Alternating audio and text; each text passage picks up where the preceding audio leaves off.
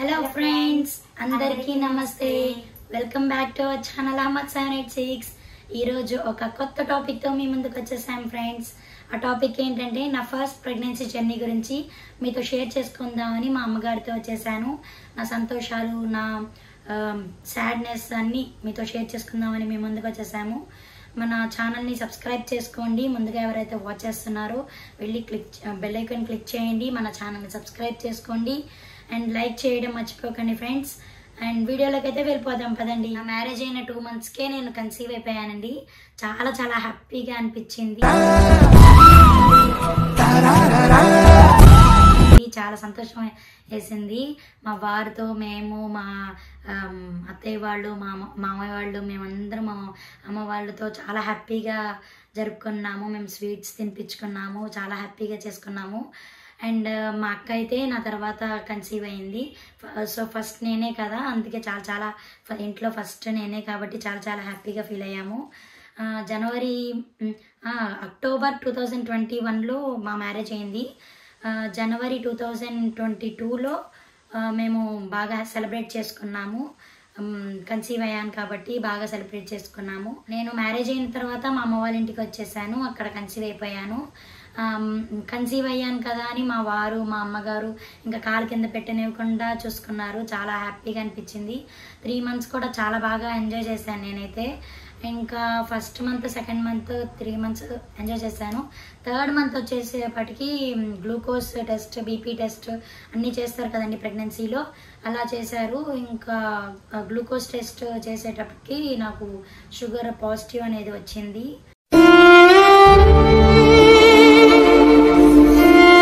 అలా సాడ్గా అనిపించింది. నేను ఒక తప్పు చేసామండి. అంటే బెడ్ రెస్ట్ అనుకొని మంచం మీద నుండి దిచ్చలేదు పాపని, మా అమ్మాయిని. తర్వాత అదే కాకుండా డ్రై ఫ్రూట్ జ్యూస్ అన్ని, స్వీట్స్ అన్ని, అవి ఇవి బాగా తినిపించేస్తా ఉన్నాను అండి. ఇక 3వ నెల వచ్చిన తర్వాత ఇక షుగర్ తెలిసిన తర్వాత ఇక మాకు చాలా దడ వచ్చేసిందండి. అసలు వినంగానే ఇదేంటి అమ్మాయికి షుగర్ రావడం ఏంటి, ఏం చేద్దాము, అసలు ఎలా చూసుకోవాలి, ఇక కతిమానెల్లో ఎలా చూసుకోవాలి, నేను ఏమైద్ది షుగర్ వస్తే, ప్రెగ్నెన్సీతో ఉంటే షుగర్ వస్తే ఏమైద్ది అని నాకేం అర్థం కాక చాలా భయం వేసిపోయిందండి. అయితే విజయవాడలో మెహర్ హాస్పిటల్ దగ్గర చూపించామండి. మెహర్ హాస్పిటల్ చూపించిన తర్వాత వాళ్ళ హస్బెండ్ కూడా షుగర్ డాక్టరేనండి, అక్కడికి పంపిస్తామన్నవారు. అయితే ప్రెగ్నెన్సీలో షుగర్కి చూసే డాక్టర్ గారు ఆయన. అక్కడ తీసుకెళ్ళిన తర్వాత అమ్మాయికి డైట్ ఇచ్చారండి. డైటు, మెడిసిన్స్ ఇచ్చారు. ఇందులో ఏంటంటే మేము బాధాకరంగా ఏంటంటే ప్రెగ్నెన్సీలో ఇంజెక్షన్స్ కడుపుకు చేసుకుంటా ఉండాలి, పూట పూట తిన్నప్పుడల్లా ఇంజెక్షన్స్ చేసుకుంటా ఉండాలి అన్నారండి. ఆ విషయం విన్నాక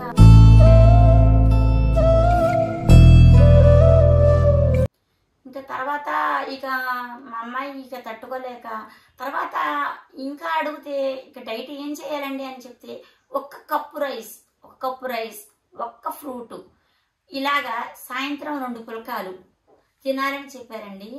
ఇక ఆ విషయం విన్న వెంటనే ఇక నేను అమ్మాయిని ఎలా కడుపుతూ ఉంది, ఆకలేస్తూ ఉంటుంది అని చెప్పి భోజనం పెట్టేటప్పుడు అమ్మాయి బాగా ఏడ్చేస్తూ ఉండేదండి. నాకు ఆకలేస్తుంది, నాకు ఫ్రూట్ చాలట్లేదని చెప్పి ఏడుస్తూ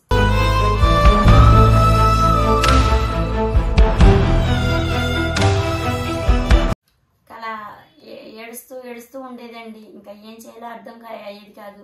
ఇంకా అలా కాకుండా మళ్ళీ ఒకసారి డాక్టర్ గారి దగ్గరికి వెళ్తే మళ్ళీ అలా చూపిస్తూ ఉంటే ఇంకా 2 నెలలు ఆగిన తర్వాత మళ్ళీ డాక్టర్ గారి దగ్గర టెస్టులు చేస్తే ఆయన ఏమన్నారంటే, అమ్మ ఇక నేనేం చేయలేను, మీ అమ్మాయి కొంచెం ఎక్కువగా తినేస్తుంది, ఇక అయితే వికలాంగులు పుట్టచ్చు, తర్వాత నేనేం చేయలేను, అది గ్యారంటీ కూడా ఇవ్వలేను అలాగని అని ఇక చెప్పేశారండి. చెప్పేసేటప్పటికి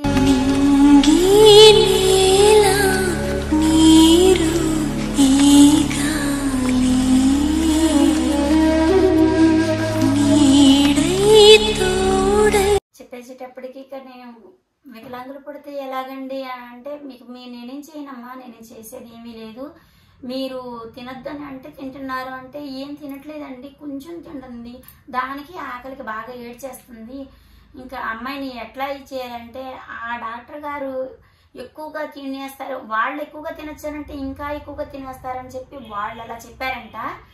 అందుకని మేము తగ్గించుకుంటామని చెప్పి వాళ్ళు అలా చెప్తే గానీ మనం తగ్గించుకొని తింటామని చెప్పి అలా చెప్పారంటండి. ఇంకా అలాగా మెయింటైన్ చేసుకుంటా వచ్చాము. ఎలాగోలా 9 నెలలు ఎప్పుడు జరుగుతాయా, ఎప్పుడు ఆపేస్తామా, దేవుడి దేవల్ల ఎప్పుడు పిల్లలు పుడతారా అని చెప్పి ఎంత వెయిట్ చేసామంటే, ఎంత ఓపిక పెట్టిందంటే మా అమ్మాయి. అసలు ఆ వర్ణనాతీతం అనమాట. ఆ బాధ తట్టుకోవడం, ఆకలికి ఆ ఓర్చుకోవడం. ఒక్కో టైంలో రాత్రి పూట్ల లేచి అమ్మ ఆకలిస్తుంది అని చెప్పి మా అమ్మాయి నన్ను చుట్టుకొని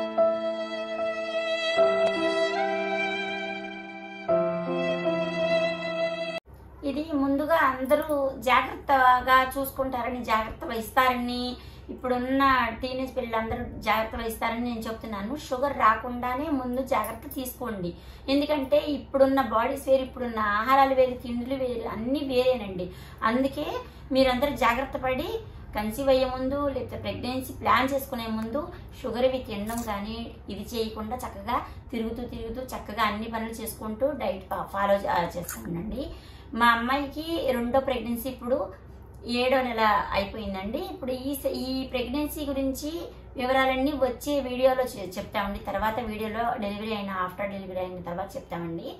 అయితే దీని గురించి ఇలా జర్నీ జరుగుతూ ఉంది. 9 నెలలు జరిగిందండి. 9 నెలలు ఇలా కష్టపడుతూ వచ్చాము. మా అమ్మాయి చాలా సహనంగా వచ్చింది. మా అల్లుడు గారు కానీ ప్రోత్సాహం ఇచ్చారు, తనను వాకింగ్ చేపిస్తూ ఉండేవారు.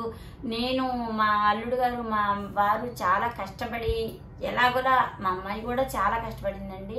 మా అమ్మాయి చూడలేక మేము కష్టపడ్డాము.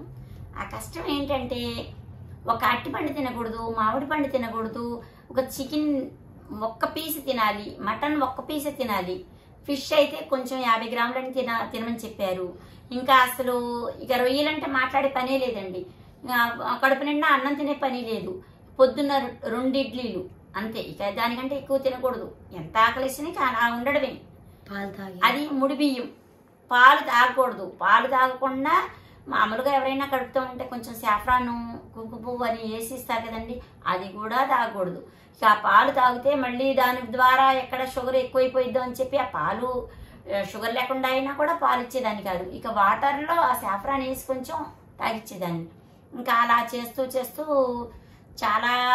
చాలా రోజులు అలాగే 9 నెలలు కూడా అలాగే జరిపామండి. ఇక ఫ్రైడే వచ్చినా సండే వచ్చినా మేము చికెన్ కానీ మటన్ కానీ తెచ్చుకుంటా ఉంటామండి. తెచ్చుకున్నాక ఇక వండుకొని అలాగా అందరం భోజనం చేద్దామని చెప్పి మా అల్లుడు, మా వారు, మా అందరం కలిసి కూర్చుని భోజనం చేద్దామని చెప్పి కూర్చునేటప్పటికి ఇక భోజనం ఇలా నోట్లో పెట్టుకునేటప్పటికి మా అమ్మాయి వచ్చి, మా అమ్మ నాకు ఆకలిస్తుందమ్మా, నాకు కూడా పెట్టవా అని చెప్పి అనేది. ఇంకా తను అప్పుడు తినకూడదు, పెట్టకూడదు, మేము తినలేము. ఇంకా ఆ విషయం వినగానే ఇక నాకు అయితే ఎంత ఏడుపు వచ్చేసేదంటే ఇక చెయ్యి కడిగేసేసి ఇంక నేను వెళ్ళిపోయి ఇక ఏడుస్తూ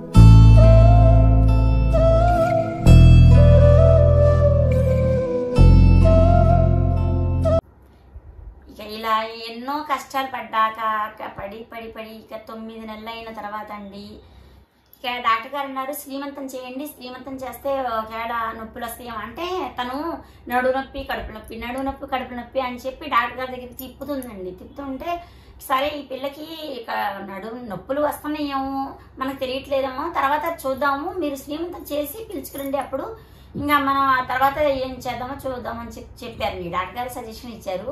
సరేనండి వెళ్ళి శ్రీమంతం చేసి మొత్తం చేసిన తర్వాత ఆ రోజు రాత్రి నడుము నొప్పి వస్తుంది అని చెప్పి మొదలుపెట్టిందండి పాప. మా అమ్మాయి మొదలుపెట్టిన తర్వాత ఇక మేము ఆ రాత్రి పూటలే పిలిచుకెళ్ళిపోయాము హాస్పిటల్కి. పిలిచుకెళ్ళిపోయిన తర్వాత మిషన్స్తో చూస్తారు కదండి, దాంట్లో నొప్పులు 9% ఉందండి. 90% రావాలంటండి. 9%కి బాగా ఏడ్చేస్తుందండి, బాగా నొప్పి అని చెప్పి. ఇంకా నడుము నొప్పి డాక్టర్ గారు అన్నారు ఈ 9%కి ఏడ్చేస్తే 90% ఏం భరించగలవమ్మా నువ్వు, లేదు కానీ సిజేరియన్ చేయడానికి కూడా టైం ఉంది, ఇంకా 20 days ఉంది, ఇప్పుడే చేయకూడదు. 20 days అయితే ఇంకా బాబు కానీ పాప కానీ బాగా గ్రోత్ అవుతారు అని చెబితే లేదండి తట్టుకోలేకపోతుంది పాప, ఇంకేం చేద్దాము ఇంకా తట్టుకోలేకపోతుంది, సిజేరియన్ చేసేయండి ఇంకా అని చెప్పి ఇక మేము అత్తగారు వాళ్ళు వాళ్ళ అత్తగారు వాళ్ళు అందరూ ఇక అలా చెప్పారండి. చెప్పిన తర్వాత సిజేరియన్ చేస్తానని చెప్పి లంగ్స్ పెరగడానికి ఇంజెక్షన్ చేస్తానని చెప్పి చేశారండి. ఇంజెక్షన్ చేసి తీసుకెళ్ళారండి. వెళ్ళేటప్పుడు కూడా మా అమ్మాయిని సిజేరియన్ తీసుకెళ్తానని కూడా చెప్పలేదండి. మాకు తెలియదు, రూమ్లో తీసుకెళ్ళిపోయిన తర్వాత దాకా మాకు తెలియదు. ఇక సరే మా అమ్మాయి ఏది అంటే రూమ్లోకి పిలుచుకెళ్ళిపోయారు అని చెప్పారండి. ఇక నేను మా వియ్యంకురాలు, మా వియ్యంకుడు, అన్నయ్య, మా అల్లుడు గారు, మా వారు అందరూ ఆపరేషన్ థియేటర్ ఎదుర వెయిట్ చేస్తున్నామండి. ఇక ఏంటి టెన్షన్, గుండె దడ దడ దడ దడ దడ, ఏంటి ఎలా పుడతారు, ఈ షుగర్తో ఏమన్నా అంగవైకల్యం పుడతారా ఏంటి అనేది మాకు టెన్షన్. నాకు లోపల ఉంది, బయటికి చెప్పలేకపోతున్నాను. అలా ఇక వెయిట్ చేస్తున్నాం. ఆడపిల్ల మగ పిల్లడు అని కాదండి, ముందు అసలు మంచిగా పుడితే చాలు దేవుడా అని చెప్పి మొక్కుకుంటున్నానండి. ఇంకా అలాగ నుంచొని ఉంటే అంతలోకి మాకు రూమ్లో నుండి నర్స్ వచ్చి తొంగి చూసి చెప్పిందండి, మీ అమ్మాయికి బాబు పుట్టాడు అని చెప్పిందండి.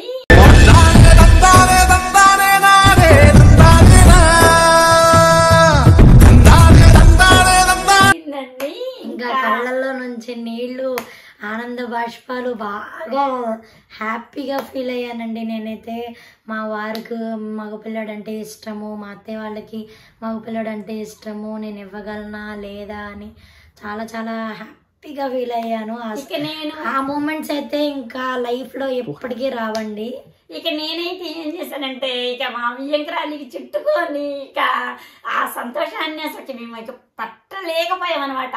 ఇక మా అల్లుడు గారు వాళ్ళ నాన్నగారైతే విజిల్స్ వేస్తే, ఎందుకంటే ఈ విషయం చెప్పే ముందు ఇంకో విషయం చెప్పాలి. డాక్టర్ గారు ఏమన్నారంటే, అంతకుముందు బాబా పాప కొంచెం తెలిసిందిగా చెప్పండి ప్లీజ్ అని చెబితే, లేదు మీరు ఆ రోజు పడే సంతోషం నా చెవిలో నేను వినాలి అని అన్నారండి. అంటే అప్పటికి మాకు లైట్ వెలగలేదు. అంటే మగపిల్లడు పుడతాడని చెప్పి మేము అనుకోలేదు. కానీ మగపిల్లడు పుట్టిన తర్వాత మా అల్లుడు గారు వాళ్ళ నాన్నగారు ఇద్దరు విజిల్స్ మొదలు పెడితే ఒక 10 minutes దాకా హాస్పిటల్ టాప్ లేచిపోయిందండి. అంత దూరం వేస్తానే ఉన్నారండి. ఇక మేమైతే తప్పెట్లతో ఇక ఇద్దరం మా వియ్యంకురాలు మేము బాగా చుట్టుకొని ఏడ్చేసి సంతోషపడి ఆనందపడి క్లాప్స్ కొట్టేసి మా వారైతే మా అల్లుడు గారిని ఎత్తేసేసి ఆనందం మామూలుగా చెప్పలేమునండి, మాటలు కూడా చెప్పలేము. అంత ఆనందపడిన తర్వాత ఇక ఆ బాబుని ఎవరు ఎత్తుకోవాలి ఫస్ట్, ఎవరు ఎత్తుకోవాలంటే మా వియ్యంకురాలు అంటున్నారు, మీరు ఎత్తుకోండి అమ్మమ్మ కదా, ఫస్ట్ సారి మీ ఇంట్లో చిన్నపిల్లలు లేరు కదా, మా ఇంట్లో అయితే మా అమ్మాయికి పిల్లలు ఉన్నారు కదా, మీరు ఎత్తుకోండి మీరు అంటే, లేదు ఇది మీ వారసత్వం, మీరే ఎత్తుకోవాలి, ముందుగా మీరే ఎత్తుకోవాలి అని చెప్పారండి. అయితే అలాగే మా వియ్యంకురాలు వాళ్ళ నానమ్మ గారికి బాబు వాళ్ళ నానమ్మ గారికి చేతిలో పెట్టమన్నాను బాబుని. వచ్చి బాబుని వేయంగానే అసలు ఆ బాబుని చూస్తే అసలు ఏడుపు వచ్చేసిందండి. అంత క్యూట్గా ఉన్నాడు, అంత ముద్దుగా ఉన్నాడు, అంత బాగున్నాడు. పడ్డ కష్టానికి ప్రతిఫలం అంటే ఇదేనేమో. ఇన్ని కోట్లు ఇచ్చినా, ఎన్ని ఆస్తులు ఇచ్చినా, ఈ లక్షలు ఉన్నా కూడా ఆ సంతోషాన్ని అయితే మనం తిరిగి తెచ్చుకోలేము అనిపించిందండి. అంత సంతోషం వేసిందండి పిల్లలు పుట్టినప్పుడు. నేను చెప్తున్నాను కదా, నాకు పిల్లలు పుట్టినప్పుడు కూడా అంత సంతోషపడలేదు. నేను అంత అమాయకత్వంలో, అంత ఏజ్ తక్కువలో ఉన్నాను. కానీ నా పిల్లలు పుట్టినప్పుడు ఇంత సంతోషం వేసిద్దా అని చెప్పి నేను చాలా చాలా హ్యాపీ పడ్డానండి. ఆ హ్యాపీ ఇక నేను లైఫ్ లాంగ్ లో మర్చిపోలేండి. ఇక తర్వాత మా పెద్దమ్మాయికి బాబు పుట్టింది, అదంతా వేరేనండి, అదంతా వేరే. ఫస్ట్ బాబు కదా నాకు, మా అమ్మాయికి ఫస్ట్ బాబు పుట్టాడు. ఈ బాబు ఆనందం నేను ఇప్పటికి కాదు లైఫ్ లాంగ్ గుర్తుంచుకుంటా. అందుకే ఇక ఆ బాబుని నా ఒళ్ళో నుండి దించకుండా 6 నెలలు దించకుండా చూసుకున్నానండి. ఇప్పుడు మాటలన్నీ మాట్లాడుతున్నానండి. పిక్చర్ కూడా పోస్ట్ చేస్తానండి, ఇక్కడ పెడతాను నేను. పుట్టినప్పుడు ఎలా ఉన్నాడో నాకైతే చాలా హ్యాపీగా అనిపించింది. అసలు నేనైతే ఏడ్ చేశాను ఆనంద బాష్పాలతో. చాలా చాలా సంతోషం అనిపించింది. డాక్టర్ గారు ఏంటంటే కొంచెం వీక్గా, అంటే ఎంత 1.5 2 kg పుట్టాడండి. పావు తక్కువ 2 కేజీలు అంటే కొంచెం వెయిట్ తక్కువ కదా, వీక్ గా పుట్టాడు కదా అని చెప్పి అనుకుంటే ఆ డాక్టర్ గారు అన్నారు, మీరు జాగ్రత్తగా చూసుకుంటే పర్వాలేదు, లేదంటే బాక్సులో పెట్టండి అన్నారు. అంటే బాక్స్ లో పెట్టి మనం ఏదన్నా ప్రాబ్లం అయ్యి ఇదంతా నాకొద్దు నేనే చూసుకుంటా అని చెప్పి తీసుకొచ్చి బాబుని ఒళ్ళో నుంచి దించకుండా డైపర్లు తొడిగించకుండా 6 months దించకుండా పెంచితే ఆ బాబు ఇప్పుడు ముద్దు మాటలు చెప్తాను, నాతో అలరి చేస్తాను ఆడుకుంటుంటే ఆ సంతోషాన్ని ఇక మీరు కోట్లు ముందు పెట్టినా కూడా నాకు ఆ సంతోషం రాదండి. నాకే కాదు ఎవరికి రాదండి. ఏ తల్లిదండ్రులు కానీ ఏ అమ్మమ్మ నాయనమ్మలు కానీ ఆ డబ్బుతో మనం పిల్లల సంతోషాన్ని కొనలేము, ప్రెగ్నెన్సీ కొనలేము. అందుకనే మీరు ఎవరైనా కూడా నేను చెప్పిన డైట్ ఫాలో అయ్యి షుగర్లు రాకుండా జాగ్రత్తగా చూసుకోండి. కడుపులతో ఉన్నప్పుడు, అందరు ప్రెగ్నెన్సీలో ఉన్నప్పుడు, ప్లానింగ్లో ఉన్నప్పుడు. మెయిన్ ఇన్ఫర్మేషన్ అండి ఇది. పిజ్జాలు తినడము, డ్రై ఫ్రూట్స్ మిల్క్ షేక్స్ అని, జ్యూసులని అలా తాగడం, అలా జ్యూసుల విధంగా తాగితే షుగర్ ఫామ్ అయిపోయిద్దంట. ఎందుకంటే స్టార్టింగే కదా, ఎండింగ్లో అయితే 7th month 8th month అట్లా అప్పుడు తాగొచ్చు. స్టార్టింగ్లో ఏంటంటే షుగర్ ఫామ్ అయిపోయి ఇంకా షుగర్ వచ్చేసిద్ది, పాజిటివ్ వచ్చేసిద్ది అని ఇంకా డాక్టర్ గారు అలా చెప్పారు. మా అత్తయ్య వాళ్ళు కూడా బాగా మొక్కుకోవడం, మా అత్తయ్య వాళ్ళు ఇలా చేస్తాను అలా చేస్తానని మొక్కుకోవడం చాలా చేశారండి. నేను ప్రెగ్నెన్సీతో ఉన్నప్పుడు మా అమ్మ వాళ్ళు కూడా బాగా మొక్కుకున్నారు. ఎందుకంటే షుగర్ వచ్చింది కదా, ఎలా పుడతారో ఏంటో అని చాలా భయం వేసింది మాకైతే.